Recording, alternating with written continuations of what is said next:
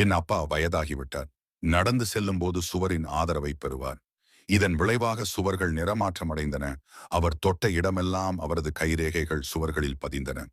என் மனைவி இதை வெறுத்தார். சுவர்கள் அழுக்காகி வருவதாக அடிக்கடி புகார் கூறுவார். ஒரு நாள் என் அப்பாவுக்கு தலைவலி இருந்தது. அதனால் அவர் தலையில் சிறிது எண்ணெய் தடவினார். அதனால் நடந்து செல்லும்போது சுவர்களில் எண்ணெய் கரைகள் உருவாகின. இதை பார்த்து என் மனைவி என்னை பார்த்து கத்தினாள். நான் என் அப்பாவை கத்தினேன். அவரிடம் முரட்டுத்தனமாக பேசினேன். நடக்கும்போது சுவர்களை தொடாதே என்று அறிவுறுத்தினேன். அவர் காயமடைந்ததாக தோன்றியது. என் நடத்தையை பார்த்து நானும் வெட்கப்பட்டேன். ஆனால் அவரிடம் எதுவும் சொல்லவில்லை. என் அப்பா நடந்து செல்லும் போது சுவரை பிடிப்பதை நிறுத்தினார். ஒரு நாள் அவர் சமநிலையை இழந்து கீழே விழுந்து இடுப்பு எலும்பு உடைந்து போனார். இடுப்பு அறுவை சிகிச்சைக்குப் பிறகு அவர் படுக்கையில் விழுந்து சிறிது நேரத்தில் எங்களை விட்டு பிரிந்து சென்றார். என் இதயத்தில் மிகுந்த குற்ற உணர்ச்சியை உணர்ந்தேன். அவருடைய வெளிப்பாடுகளை ஒருபோதும் மறக்கவும் சிறிது நேரத்திலேயே அவரது மறைவை மன்னிக்கவும் முடியவில்லை. சில நாட்களுக்குப் பிறகு எங்கள் வீட்டிற்கு வண்ணம் தீட்ட விரும்பினோம்.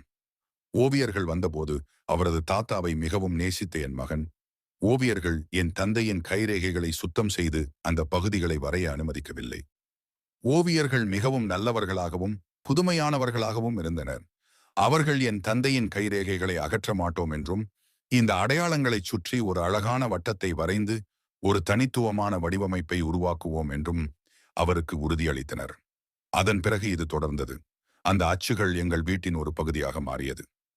எங்கள் வீட்டிற்கு வருகை தரும் ஒவ்வொருவரும் சுவரில் உள்ள தனித்துவமான வடிவமைப்பை பாராட்டினர். காலப்போக்கில் நானும் வயதாகிவிட்டேன். இப்போது நடக்க சுவரின் ஆதரவு எனக்கும் தேவைப்பட்டது. ஒரு நாள் நடக்கும்போது என் தந்தையிடம் நான் சொன்ன வார்த்தைகளை நினைவில் வைத்துக் கொண்டேன். ஆதரவின்றி நடக்க முயற்சித்தேன். என் மகன் இதை பார்த்தான். உடனே என் அருகில் வந்து நடந்து செல்லும்போது சுவர்களை தாங்கி பிடிக்கச் சொன்னான். நான் ஆதரவு இல்லாமல் விழுந்திருப்பேனோ என்று கவலைப்பட்டான். என் மகன் என்னை பிடித்துக் கொண்டிருப்பதை உணர்ந்தேன். என் பேத்தி உடனடியாக முன்னோக்கி வந்து அன்பாக அவள் தோளில் என் கையை வைக்கச் சொன்னாள். நான் கிட்டத்தட்ட அமைதியாக அழ ஆரம்பித்தேன். நான் என் தந்தைக்கு அதையே செய்திருந்தால் அவர் நீண்ட காலம் வாழ்ந்திருப்பார். என் பேத்தி என்னை அழைத்துச் சென்று சோபாவில் உட்கார வைத்தாள். பின்னர் அவள் தனது ஓவிய புத்தகத்தை எடுத்து எனக்கு காட்டினாள். அவளுடைய ஆசிரியர் அவள் வரைந்ததை பாராட்டி அவளுடைய சிறந்த கருத்துக்களை கூறினார். அந்த ஓவியம் சுவர்களில் என் தந்தையின் கைரேகையை கொண்டிருந்தது. அவள் கருத்து, ஒவ்வொரு குழந்தையும் தங்கள் பெரியவர்களை அதே வழியில் நேசிக்க வேண்டும் என்று நாங்கள் விரும்புகிறோம்.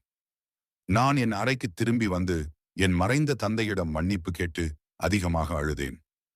காலப்போக்கில் நாமும் வயதாகி விடுவோம். நம் வீட்டில் பெரியவர்கள்